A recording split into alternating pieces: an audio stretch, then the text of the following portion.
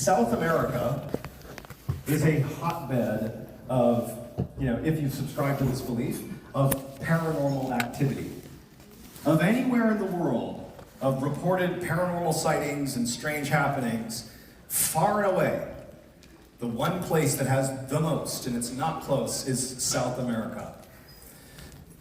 And today's story, this story, Red Eyes, is one of the most, not necessarily credible, although I would call it a fairly credible story given the people involved, but there were so many people involved in this story. And they were all police officers and authority figures that saw and interacted with the things that happened in the story. And many of them desperately wanted to debunk this story. It was embarrassing for this particular group of people, but they couldn't. Nobody has debunked this story. And so, out of the lore of South American paranormal sightings, happenings, this one's up there as one of the most kind of freaky stories that is pretty credible. So, on the night of March 2nd, 2006, a 28-year-old police officer named Sergio Pucheta was riding his motorcycle down this country road in rural Argentina, and he was looking for poachers. He was in this area called La Pampa, and around this area there are lots of poachers that would come out and they would capture big cats and monkeys and birds, and they would sell for a lot of money on the black market. And so Sergio's job was to kind of patrol these rural roads and try to look for poachers. And so you got a picture of where he is. This is like nothing around for miles. There's not people for miles and miles. And so it's actually pretty easy to spot these poachers because there's nobody else. Basically, if you see a car, probably a poacher. And it's like beautiful mountains out in the distance, and there's lots of cornfields. It's a big farming area. And there are all these small clusters of trees, like mini forests, that sort of line the roads. And truthfully, if you were to Google this area, La Pampa, you would see these forests they look like something where something paranormal might happen. They look creepy, they're weird, and they're just like these scraggly forests. They're like the size of football fields.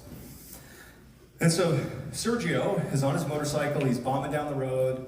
It's about 10 o'clock at night. And so far he has not seen anything. He hasn't seen any poachers or anything. Just taking in the scenery, calm night. But then he looks up ahead, and he sort of inexplicably sees this car. It's pretty far away, and it's sort of like, I thought I would have seen that before. I mean, it's a wide open road. But he sees this car, he sees the red taillights, and he's like, okay, there you go, that's very likely a poacher. And they were coming to this intersection called Las Canas, Cruce de las Canas. They were coming to this intersection, and it looked like they were coming to a stop. It was a four-way stop. And so Sergio, he's just kind of coasting on his motorcycle, and he's watching them from several football fields away, and he's expecting them to just stop and go left, go right, go straight. But instead, right after seeing these taillights, this car veers off the road and drives directly into one of those, as I described earlier, kind of like weird mini forests, the kind of football field-sized forests. Sergio's far enough away, he can't really tell what they're doing, but he's pretty confident that, okay, I've spotted a poacher, they likely have spotted me, and they're trying to hide from me. And so Sergio's like, all right, let's get after it. Like, boom, goes down the road. He comes to a stop at Las Canas, the intersection, and he just parks his bike. He's a veteran guy, he's been doing this a long time, very calm. Gets off his bike, he can't see we're gonna call them the poachers. Can't see the poachers, can't see their car, can't hear anything. And he turns and looks kind of roughly where, from his perspective back there, where he thought they had entered into these trees. And the vegetation in these trees, we're not talking like big, thick stumps. These are like scraggly trees closely meshed together. This is more like a jungle than a pine tree forest. And so he's looking at the vegetation, and you'd think with a car driving into the vegetation that you'd be able to see the marks. You'd be able to see the vegetation damaged in some way, but there was nothing. There was no sign that a vehicle had entered this particular little forest. But Sergio, he knew what he saw. He saw a vehicle that has to be a poacher. And so he immediately just called in backup. He's like, hey, here's where I am. I believe I've got poachers. come to this location, come to Las Canas. And so they're like, all right, got it. But he's pretty far away. It's gonna be a minute before any backup arrives. And Sergio's, he's a motivated police officer. He doesn't want to let these poachers get away. And so he decides, while he waits for backup to arrive, that he will just go into the woods by himself. He'll just go after them. So he draws his gun, and he starts walking into the trees. And as he's walking to the trees, he's stopping periodically and listening. If the car's idling somewhere in here, maybe he'll hear it. Or if they're, talking amongst themselves, he'll hear the poachers. Doesn't hear anything. He's walking through this very thick vegetation, stepping over branches, getting ready to engage if he needs to. He makes it about 100 feet into this thick forest, and something catches his eye off to his left. And instinctively, he thinks to himself, there they are. Maybe it's a glint of the moonlight on their car or something. They're right over there.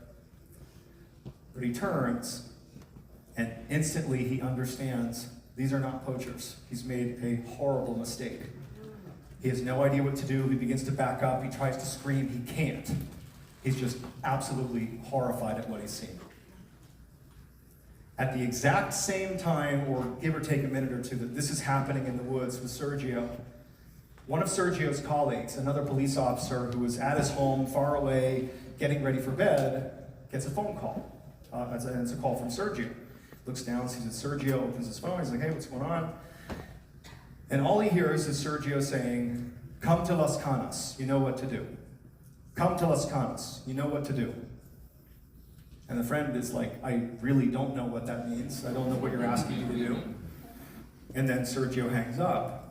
And the friend, who knew Sergio well, just sensed like there's something off about Sergio. None of that made any sense. I'm gonna call this in and make sure he's taken care of. I don't know what he's telling me to do, so I'm gonna call it in. So he calls headquarters and he tells them what he heard, and he's like, I'm concerned about Sergio. And they said, yeah, actually we got a call from him. He called for backup. There were poachers in that area. He just called for backup, but now we can't get in touch with him. Calling him, he's not picking up his radio. So we're concerned too. Backup's on the way. And so he hangs up, and a couple of minutes later, that backup would arrive at Cruce de las Canas, the intersection where this is all taking place. The three police officers, they arrive in their car, and they get to the intersection, and all they've been told is what Sergio told them. Hey, there's poachers in the area, I'm looking for them. And they find Sergio's bike by the side of the road. There's nothing wrong with it, parked by the side of the road, but there's no poachers, there's no cars, there's no nothing. It's just silence, there's nothing there. And they can't hear anything. They yell out for Sergio, or I should say they try to hail him on the radio. They don't yell out, they call him on the radio, he doesn't respond. And they begin to fan out, start looking around, kind of seeing what he's talking about, what happened here. And as they're walking kind of on the shoulder of this rural road, right against the side of this tree line, they find what they initially think is trash, like just trash by the side of the road. It was this metallic, what looked like trash. But upon closer inspection, they discovered it was actually Sergio's firearm, his pistol, and his radio that had been fully disassembled down to its component parts, just laying by the side of the road. And so, at this, the implication is he's been kidnapped. That's the only thing that seemed logical, that he was going after these poachers, he's been kidnapped, that's what's going on. And so this immediately elevates to a much more serious situation.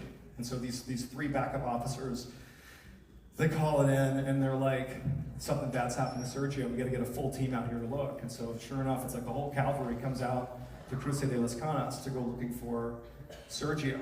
And so the whole team shows up, and they discover pretty quickly, once the team arrives to begin the search of kind of the football field and surrounding areas, that they actually found what very much looked like Sergio's, or I should say, a police officer's footprints. It matched the prints that they would wear, the same issued boots they wore, and they were in and around kind of where the disassembled gun and radio was. It was like in the sand. And so a team of these officers followed the footsteps from the disassembled gun and radio, and they snaked into the tree line where Sergio had previously gone. So they follow these footsteps through the trees. They're doing their best to not miss any of these footsteps in the ground. And they make it about 100 feet into the forest where it opens up a little bit. And they're still just following these footsteps. And they haven't found anything. They haven't found anybody. There's nothing. They only have these footsteps. And about 100 feet into the tree line, by the way, once you go past the trees on the other side, it kind of opens up to this big open field. The footsteps start getting farther apart, right? Like the gait was normal.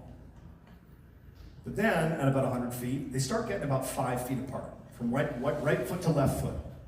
And then suddenly it's about 7 feet, then 10 feet apart, then 15 feet apart. These footsteps are so far apart that even somebody sprinting at full speed and who was leaping from one foot to the next could not match these footsteps. And they're looking everywhere for the steps that must be missing.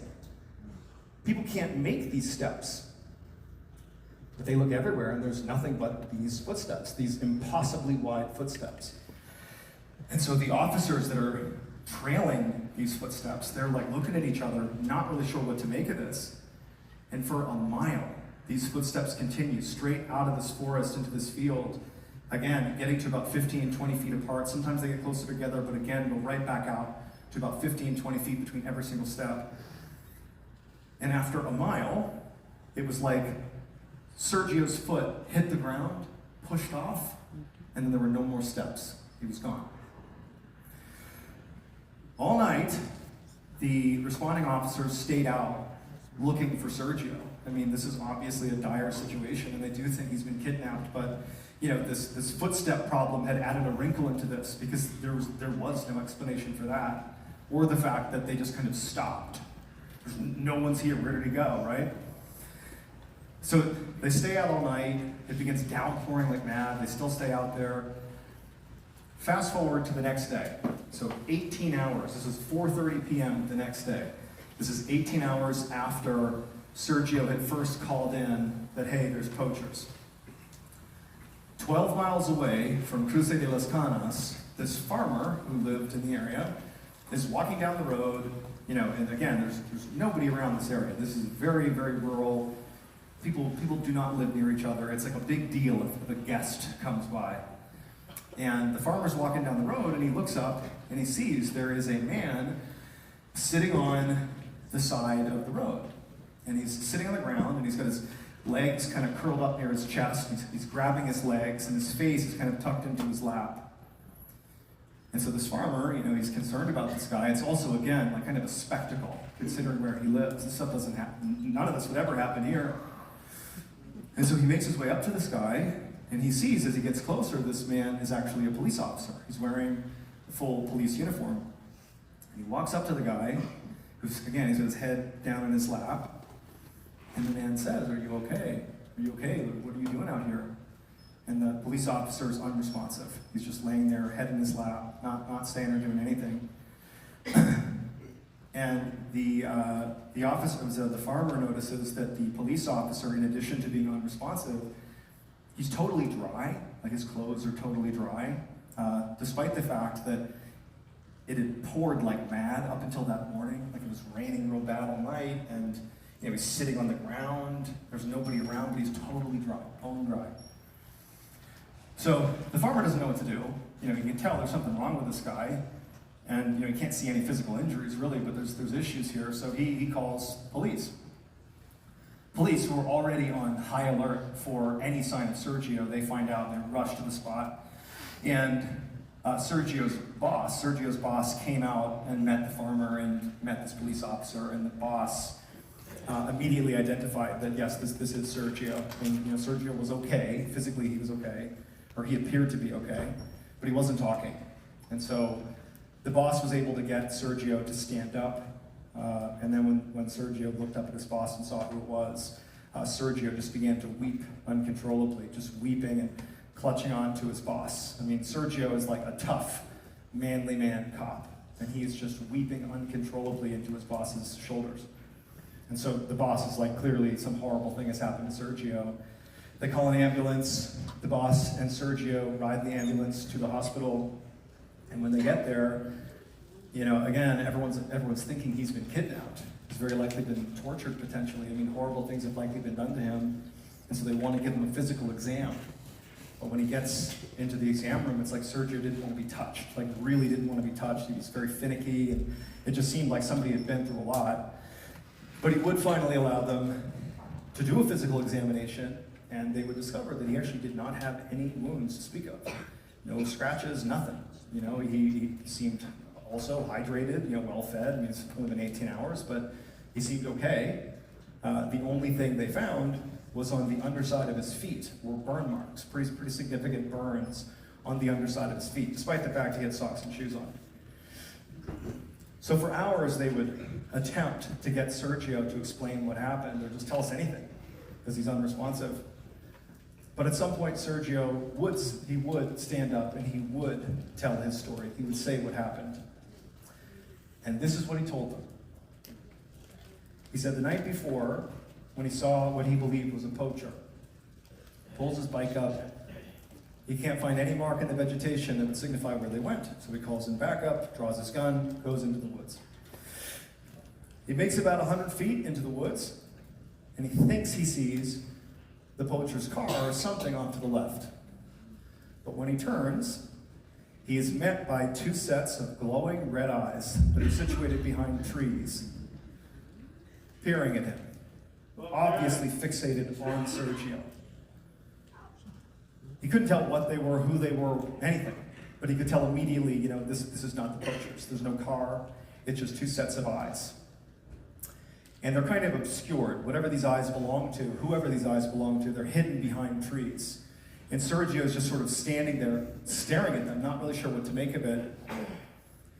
And these two figures, with the eyes that they belong to, begin to move out of the trees. They're walking towards Sergio, unblinking.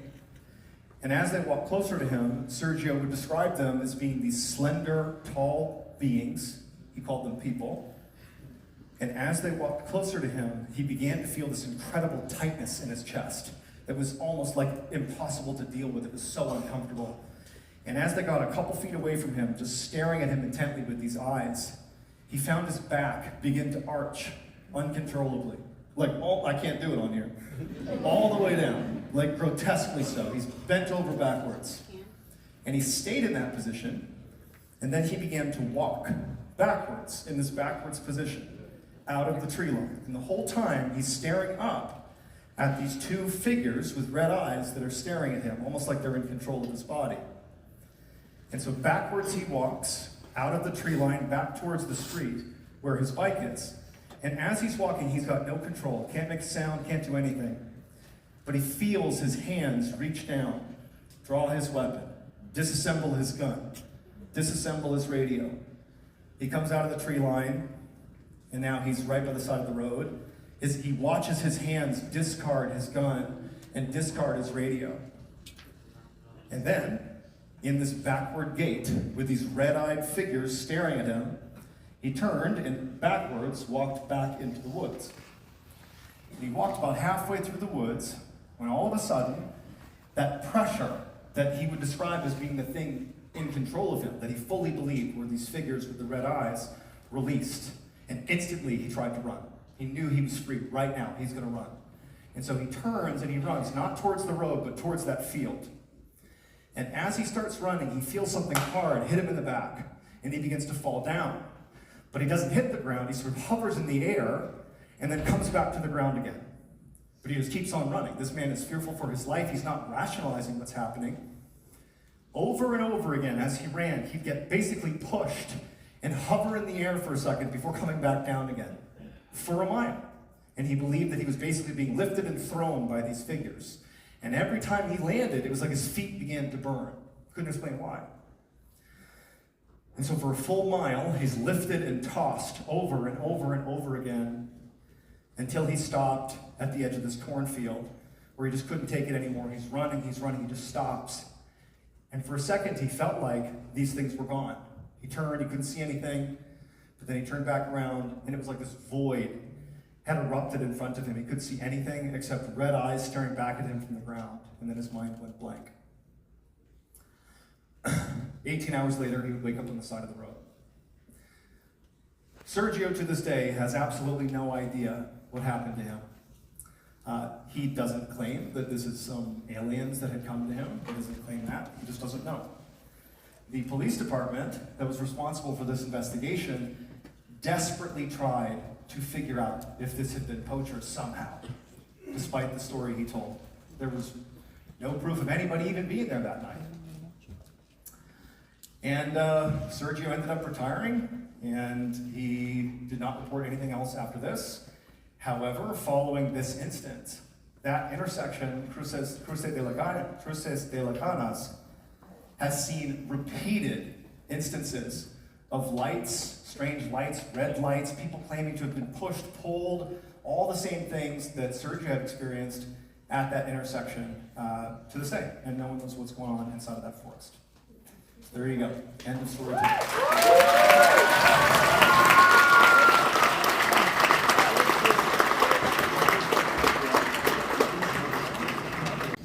This is probably one of my favorite stories. In the world of plot twists, this is probably up there as one of the best ones I've ever seen. It's definitely an OG classic. It is called The Lighthouse.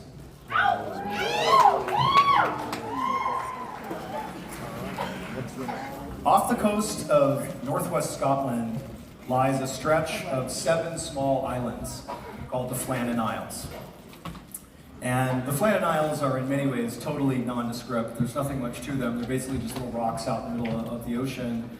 But one of these seven islands is called Eilean Moor, and it's home to a lighthouse. And back in 1900, this lighthouse was a very, very important lighthouse. It was just a treacherous area for ships to come through, and so this lighthouse really was the beacon that protected these guys.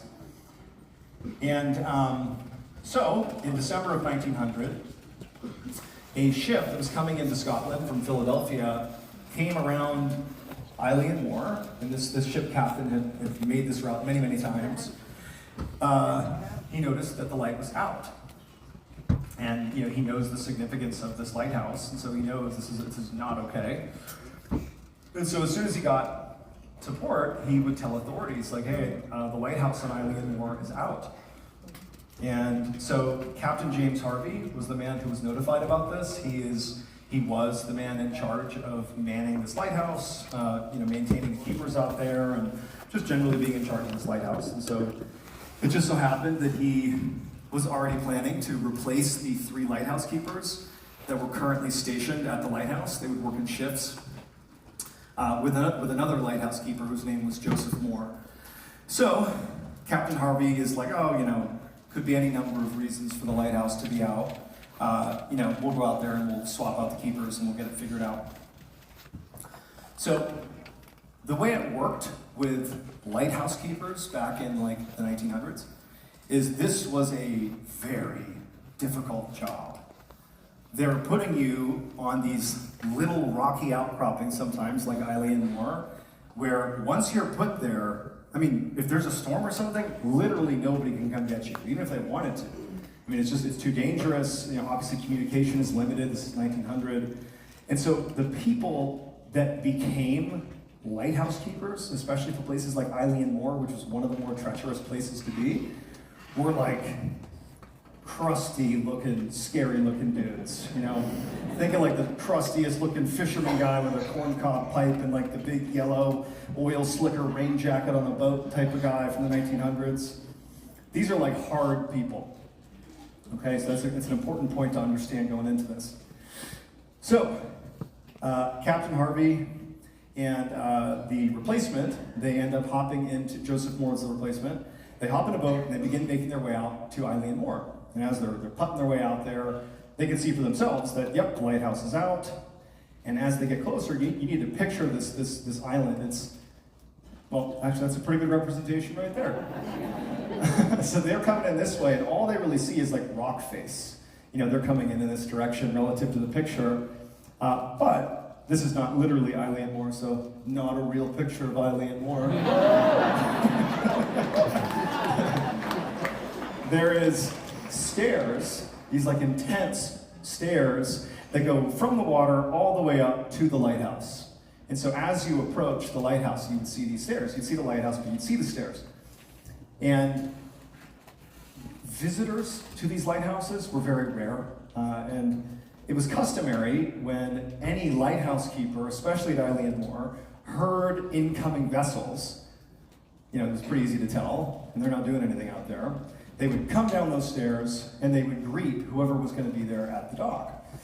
And the dock would be perfectly kept too. It was sort of like military sort of levels of, I'm looking for a different word. They were just very neat, and they were on top of everything. And so every little custom they followed. And so as they're plotting towards this huge rocky island, all they see are these stairs. The lighthouse is out, and they're expecting, as they're getting closer, for one of the keepers to come down the stairs to greet them. But nobody does. Nobody comes down the stairs. And this is sort of a big red flag, even though it does not necessarily seem like one. Then, as they got even closer, they saw the dock itself that would normally have some lines, you know, tied up and a couple of buoys here and there. It was all like in disarray, kind of like sloppy, as if somebody wasn't tending it. And so two things right away, along with the lighthouse being out, signal to Captain Harvey that something's off here, clearly. They pull up to the dock, and Captain Harvey is like, hey, Joseph, why don't you go up there and check it out? I'll stay down here. And so Joseph Moore, who's like way younger than him, he's like, all right. So he hops on the dock, Joseph does, by himself, and he begins walking up the stairs, these huge stairs that lead up to the lighthouse. And he would later say, as he was walking up the stairs, that he just had this overwhelming sense of dread as he walked up these stairs. So he walks up the stairs, and he finally crests the hill to where he could actually see the lighthouse kind of in full. And immediately he sees this scene that really just didn't seem possible. Along the stairs, walking up, there were no handrails or anything. It was just stone steps. But when you reached kind of like the crest of the hill, when it sort of leveled off and it was that final stretch to the lighthouse, there were these wrought iron railings that lined the path you're on, the walkway. And on one side, he sees one of the railings has been pulled out of the ground, and it almost looked like as if someone grabs tinfoil and crumples the tinfoil, except this is a wrought iron railing. It was like ripped and folded over and contorted and like barely in the ground, like just it looked absurd. It's like dangling off the ground. And then in addition to this huge railing being displaced, the lighthouse building, not the actual pillar, but the actual building, the living quarters, had been built around this enormous boulder that just was kind of like an inconvenience. And like it was harder to move it than just build around it. So they built this building around this massive boulder that was kind of like right off to the side of the walkway. And so in addition to this railing being all jacked up, the boulder, the however many tons boulder, had moved, 20, 30 feet over to the side, and there was like this huge trail on the ground, as if somebody had pushed the boulder, although that's like not possible. The lighthouse is intact. Like for a storm to do that, you would think this place has been leveled. But the lighthouse was perfectly intact, so was the building. And so Joseph is feeling pretty bad, feeling like something's wrong here. But he does his duty. He walks past the railing and the boulder, and he goes up to the door of the building, the living quarters of the lighthouse, and he finds it's unlocked, which was, sort of normal, I suppose. But he opens the door and doesn't hear anybody. He calls out for the three keepers that are there. There's no response. This whole time, he hasn't heard or seen anybody. And immediately when he stepped into the living quarters, on the right are these hooks where they would keep their oilskin rain jackets, like those old school yellow slickers that think about a fisherman might wear. These actually were critical pieces of kit for keepers in the 1900s, because basically no one's coming to get you, and so you can't get sick, you can't get hurt, you gotta protect against that stuff. And so anytime you left your living quarters, it was sort of a given that you always put on your slicker to protect against getting wet. You don't want to get pneumonia or get sick, even if it's not raining out. It was just a thing you did. You threw on your slicker.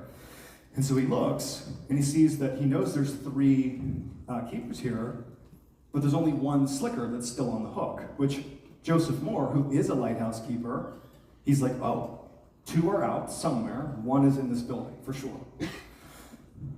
He passes the hooks, and he turns to his right, and it's the kitchen. And in the kitchen, there's It's a very small kitchen, but there's a table in the middle with fresh food in the middle of the table. Fresh is pretty relative. It looked relatively fresh. And chairs have been toppled over. It's almost like they were eating, and mid-meal they bolted out of the lighthouse. He walks past the kitchen and he goes to the back of this building where there's a bedroom, and there's a whole bunch of bunks in the bedroom. And another sort of customary thing that all keepers did is every morning you made your bed. You made your bed. There was always, if anybody ever came here, it was like pristine. All the beds are unmade inside the bedroom, and nobody's there. So that's the end of the building scene. Joseph Moore, he hasn't found them. He calls a couple more times. He looks in the closets or whatever. He can't find anybody. He leaves the building. He goes back down to the dock, and he tells Captain Harvey what he's found. And Captain Harvey now is like, okay, now I'll go up and check it out now that you've set the scene. The two of them go up, and he sees all the things Joseph does, the railing, the boulder, they can't find them, what's going on. But this time, during this search, the captain finds the logbook. The logbook was kind of exactly what it sounded like. The people that were at this lighthouse, any of the keepers, they just, every day they would take note of what happened. Ship passed by at 8:15, got supplies at 9:15 on this day. Very boring stuff. So he opens up this logbook and he begins flipping through it to see if there's any indication of where these guys could have gone. And they get to the final 3 days of entries in this logbook, December 13, 14, and 15 of this logbook. The final entry was on the 15th. And this lined up with when they were out there as well. This is a couple days previous to when they've just arrived. Starting on the 13th, it was like every entry up to the 13th was totally routine. Things like, ship passed by at this time, got supplies on this day. Totally normal. But starting on the 13th, the person who was writing in the logbook began making these entries that just did not, these are not entries you would make in a logbook. They were things like, the other two keepers are very upset. One of them is crying, the other is praying. We hope we're going to get through this. Entries like that. You can read these entries for yourself. They're very bizarre. Over the course of the 13th and the 14th, it is like this constant there's no more daily tasks being logged in the logbook. It's this saga that's going on amongst these three keepers, these hardened men that are doing a really hard job that they have done before. These are people that expect rugged conditions, and it's like their world is crumbling, and it's being detailed in this logbook, but it's very cryptic. There's sort of a reference to a storm, but mostly it's about the wind, but the wind is so strong. I don't know if this building can stand the wind. It's the worst wind I've ever felt, ever seen. So for days of this, by the 15th, I should say, whatever's happening at the lighthouse has gotten so bad that the guy who's writing in the book, the senior lighthouse keeper, is like, I'm gonna go pray too. I don't know if we're gonna make it out of this. Then the last entry is one of the most cryptic entries of all. It's the final entry in the 15th. It just says, storm has ended, sea is calm, God is over all. No more entries. And so Captain Harvey and Joseph Moore, they see these entries, they go back and they basically the captain does, makes the determination that clearly what must have happened based on the scene we've seen and the fact that they did a little bit more extensive search of the island, the keepers were gone, that clearly there was this horrible storm. And that's what happened. They must have gotten swept away. That kind of explains all the things we've seen. But there's a big problem with that. When the news of this tragedy, of these three keepers that had just perished, when the story made it back to mainland Scotland, the people on mainland Scotland said that can't be true. It's not possible. Can't be what happened. Because on mainland Scotland, there was like a running thing that nobody could ever see Eilean Moor from the land. If there was even the slightest bit of weather, you could not see Eilean Moor. And between December 10th and December 16th, people on mainland Scotland were like, wow, it's so clear out there. It's the first time we've been able to see Eilean Moor in years. There was no storm. No one has any idea what happened to those 3 keepers. No one has any idea what those logbook entries mean. And to this day, it is one of the most just kind of insane unsolved mysteries out there. As the lighthouse.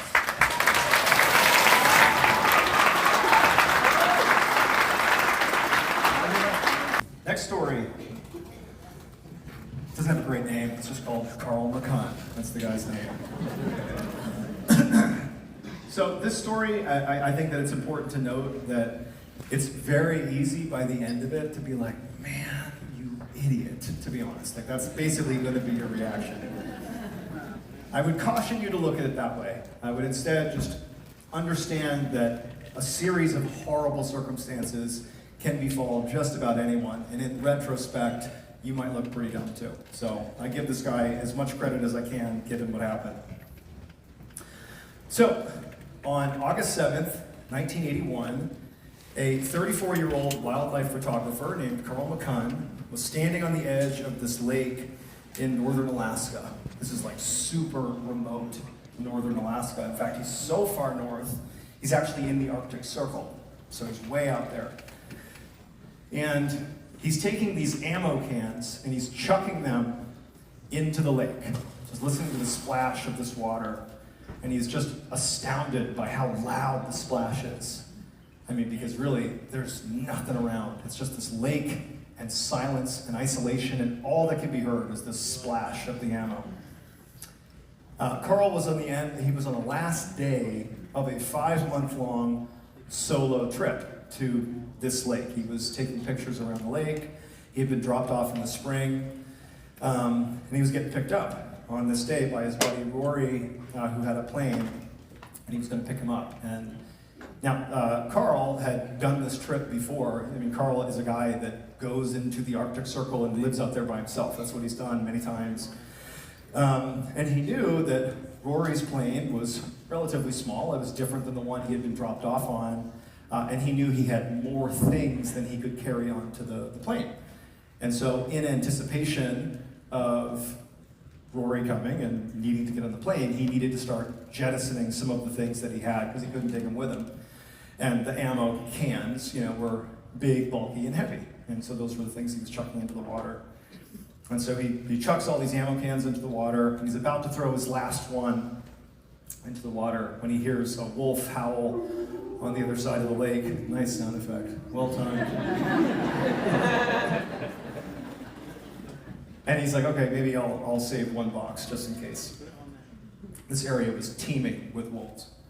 But he'd been out here for 5 months. So anyways, he goes to his campsite. He had been at the side of this lake for all 5 months. He hadn't really gone anywhere.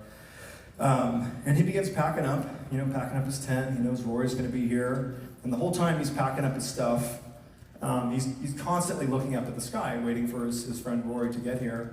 But he hasn't heard him yet. It's getting sort of late in the day, but he had only actually established the day he was going to be picked up, not the hour. And so he's telling himself, okay, Rory's going to be here.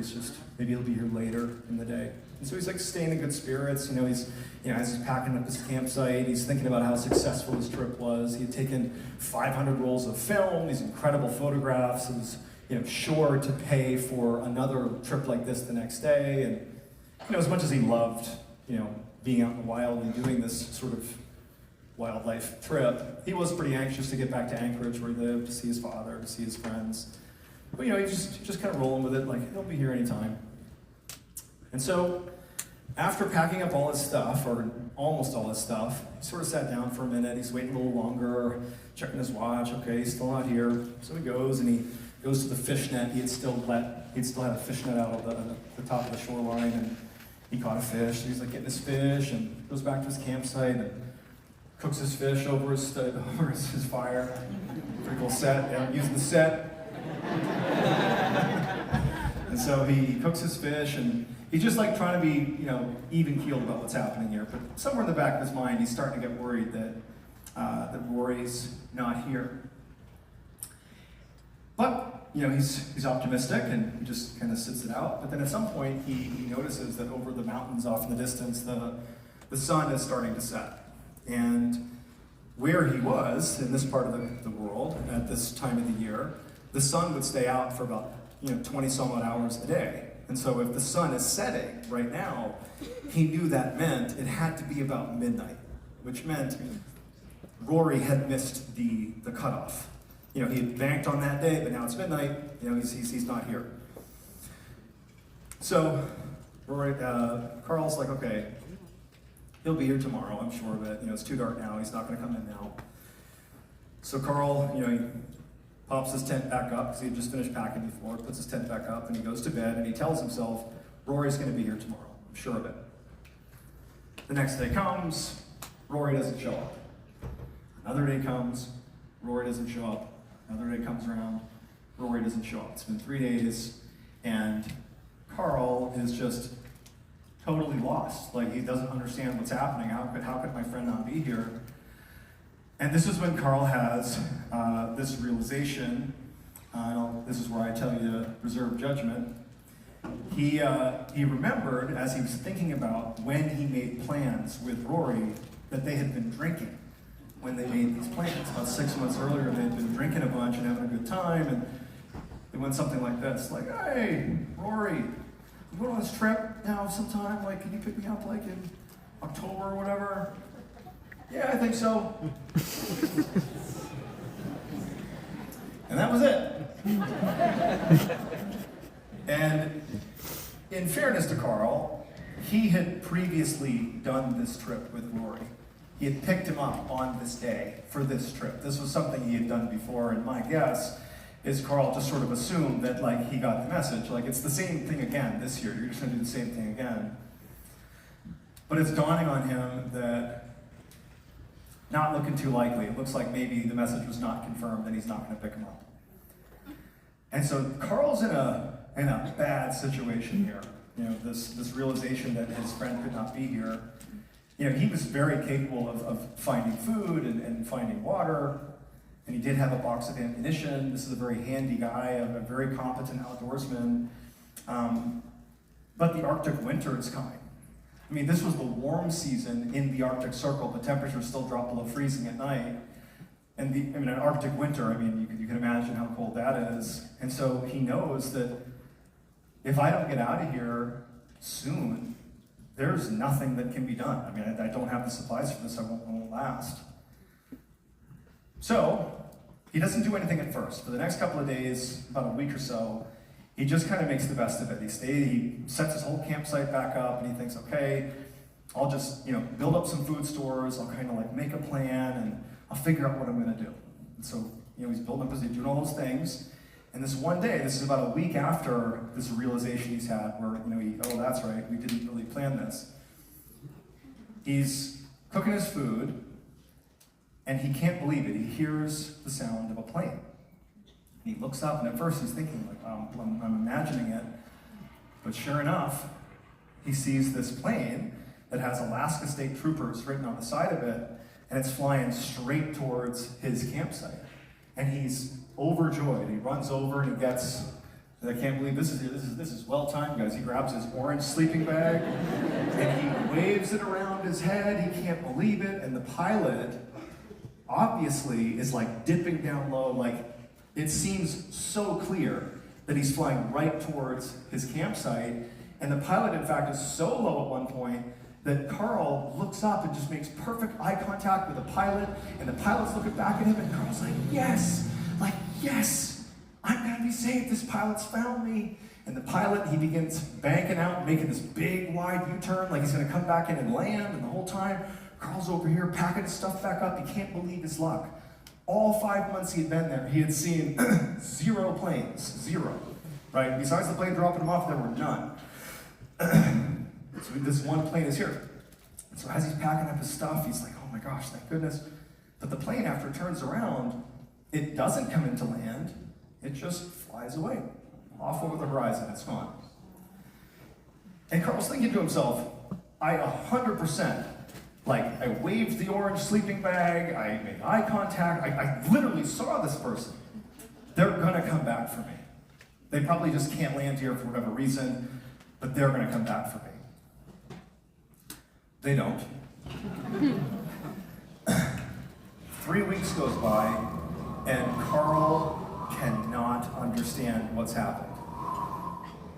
You know, he's told himself, at one point he had thought about hiking out of this camp, but it would have been 75 miles, it was unmarked, it was like basically too risky, and so he had sort of decided, you know, because he had no other choice, to just hunker down and hope for the best. But he also remembered that he previously had been in a sort of similar situation, believe it or not, where he had not returned on a previous hiking trip, and he was overdue by about 2-3 weeks. And his father had called the Alaska State Troopers and said, "My son's missing." And you know, all it was, you know, Carl was just delayed, and he did get out on his own power, and he was so furious with his dad. He had told his dad, "Don't you ever do that again. Don't you ever call the troopers again. I know what I'm doing." And so he's decided to hunker down. It's been weeks, the plane hasn't come back, and Carl realizes that a couple things are starting to happen that are really bad. The first one is the Arctic winter has arrived. The lake is frozen, he can't fish. The wolves that are in the area have started to sense, and we know this because he had a diary. He was documenting that the wolves were becoming more and more aware of really the fact that he was not doing so hot.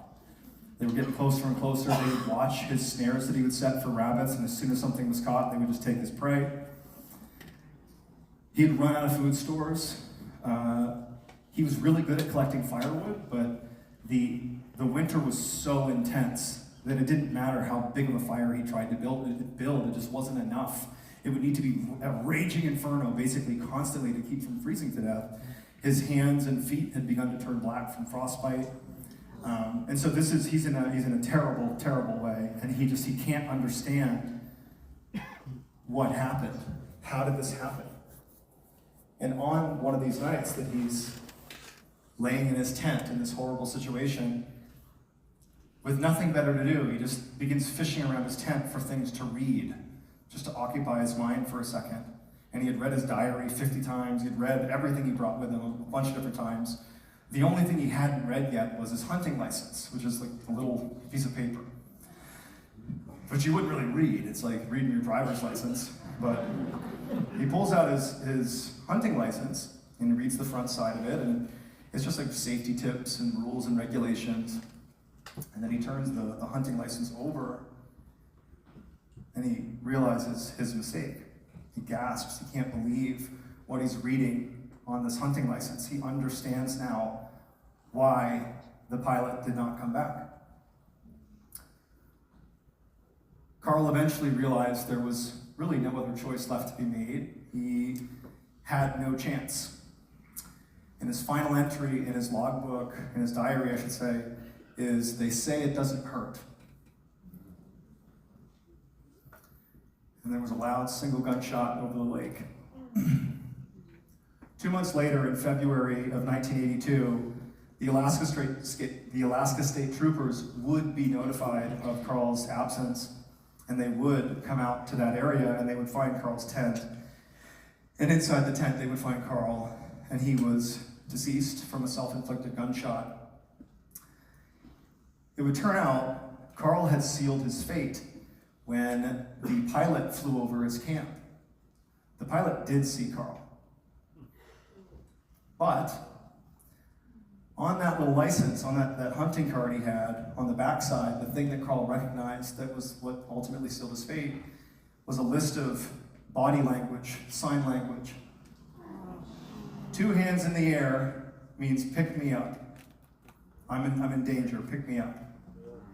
1 hand in the air means all okay, do not pick me up. And when the pilot flew over the camp, he sees this man who is in the middle of the Arctic Circle. He's got a campsite set out, he looks excited. This person is a outdoorsman. He knows what he's doing. And Carl, in excitement, said, "Yes, I'm gonna be saved."